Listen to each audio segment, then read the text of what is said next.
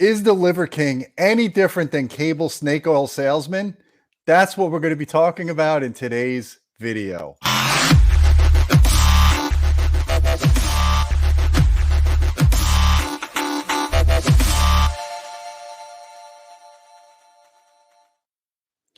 Hey folks, I'm Gene Delasallo with Audioholics. I don't normally do reaction videos, but about a week and a half ago, this whole thing dropped about the Liver King. He was exposed by this YouTube channel, More Plates, More Dates.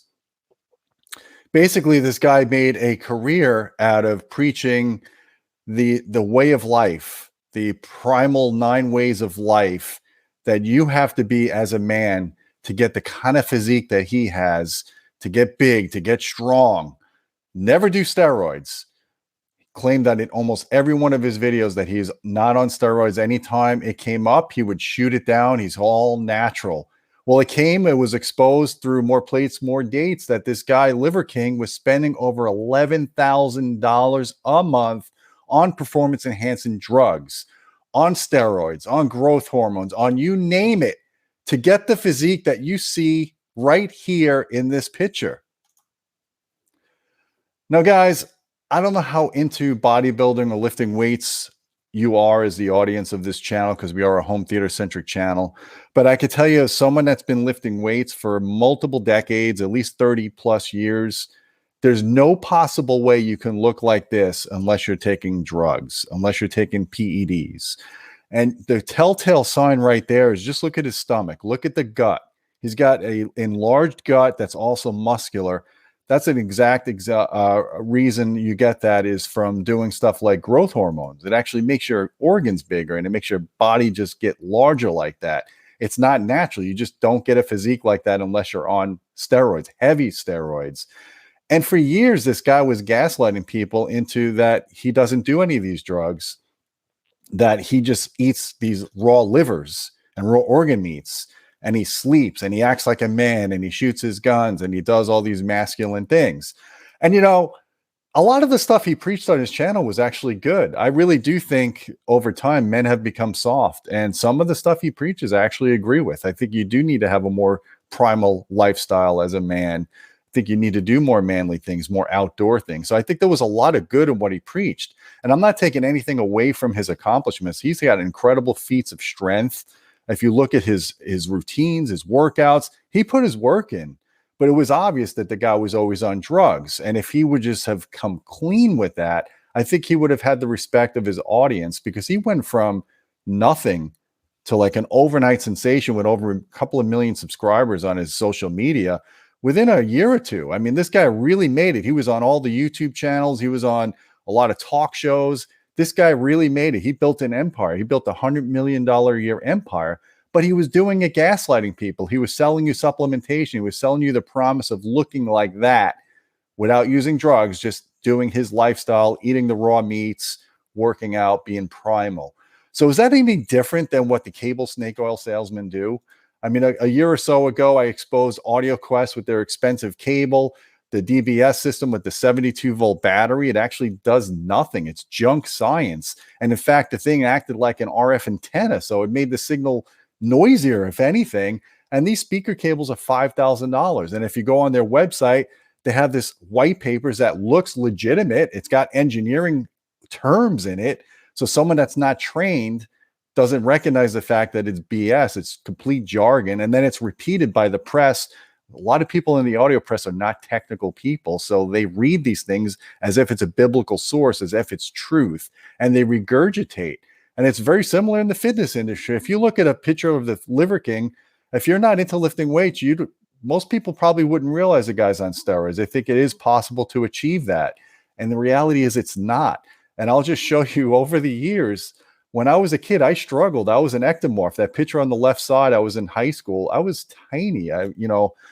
I got picked on a lot as being someone that was smaller than everybody else. I was younger. I graduated high school at 17 years old.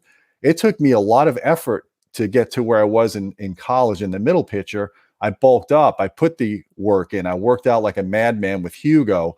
I ate 400 grams of protein a day, and I lifted super heavy weights, and I did supersetting. I was getting to the point where my joints were giving out before my muscles just because I was getting strong quickly. but I never did a drug. I never did any steroids. I never did any testosterone, nothing. And obviously over time, I can't maintain that kind of size. I can't maintain that strength, but I do my best. I don't look like these guys. I look up to people like Arnold Schwarzenegger. He's always been my hero. He's always been my inspiration growing up. I've always wanted to emulate what he does. And obviously I could never get to that level. The guy was a freak with genetics, but also he was working out like a madman. He was working out twice a day, every day. That was his lifestyle. And of course he did steroids, and he talked about steroid use. In fact, if you read his book, Education of a Bodybuilder, he talks about how he came to this country when he lost his first competition, that he was going to use the same drugs that everybody else was using. And he kept taking them to the point where he would see blood in his urine and then back it off. And then he would be, that was how he determined when it was too much to take with the steroids. But the thing you got to respect about Arnold is, look at the physique he built. I mean, I think it was probably the best bodybuilding physique of all time. He didn't have that giant gut. He had a slim waistline. His legs didn't look ridiculous. It was just literal perfection. He sculpted a body like Michelangelo would do with clay. He did it with his body. And there's guys today like Mike O'Hearn. I actually really look up to this guy. He's like 53 years old, and I've never seen anyone stronger than him at his age, with such control of the weights. You look at his videos on his YouTube channel, he puts 4 plates on each side of the bar, and he benches it like it's butter. I mean, it just goes up smooth, goes down controlled, full reps, no bullshit arching the back, full range of motion. The guy is an inspiration, but he also gaslights. He tells people he's never taken steroids. He tells people your testosterone shouldn't decline with age if you live a healthy lifestyle. And of course, that's not true. No matter how much effort you put into life, working out, sleeping, good fitness, good diet, eventually as you get older, father time catches up and your testosterone declines. And look, I'm not disparaging anybody from getting hormone treatments. Personally, I haven't done it yet, but in 5, 10 years, 20 years, maybe I will need that supplementation to maintain a healthy lifestyle. And of course, it should always be done under doctor supervision. But the question I ask you guys is, do you think the Liver King is any different than these cable snake oil salesmen? Should the FDA come in and step in on his claims?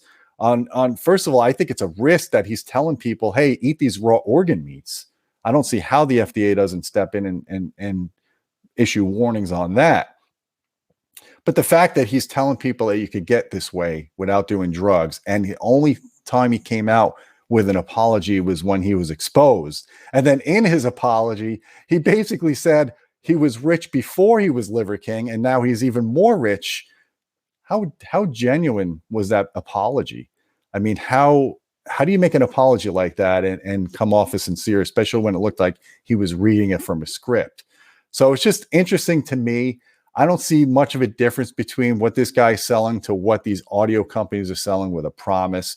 You know, whether you put a battery on a cable or you elevate the cable off the floor, you stick these little dots on the wall, instead of addressing what really makes a difference in audio, whether it's speaker positioning, room acoustics, channel trim calibration, DSP, EQ, multiple subs, the things that really matter, positioning of your seats.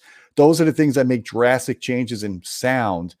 A lot of audiophiles ignore that, and they try to go for the magic to get to Valhalla. There's no easy path to success, my friends. A lot of this stuff is snake oil. Just every industry is full of it. The supplementation industry is full of snake oil. It's full of supplements that don't do anything, that could actually cause you harm. Audio industry is full of snake oil, as I always expose on this channel. It's like that in every situation, in every hobby that you have.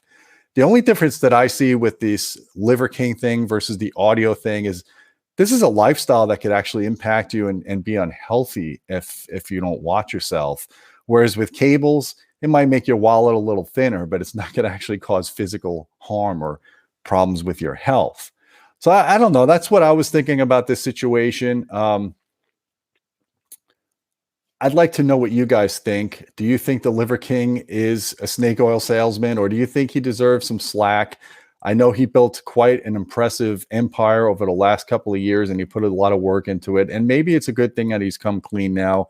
Maybe more athletes will come clean, because it's disheartening when you spend years working out hard and then you're being told that you could have a body like Chris Hemsworth or Henry Cavill if you just follow a certain lifestyle and you don't have to shoot up and do drugs to do it. Of course, that's not true. You could get really in incredible shape, but as you get older, it becomes harder and harder to maintain the muscle mass, low body fat, and to keep the connective tissue strong so you could still lift the heavy weights. So guys, that's all I have to say about this. Give me some comments down below what you think about the Liver King. Is he as bad, or is he the same as the snake oil salesman? Same kind of patterns that we're seeing here. Don't forget about our Patreon channel at patreon.com/audioholics. We appreciate your support. You get direct access to me if you want to suggest video topics or ask questions. And until next time, my friends, keep listening and don't eat any raw liver.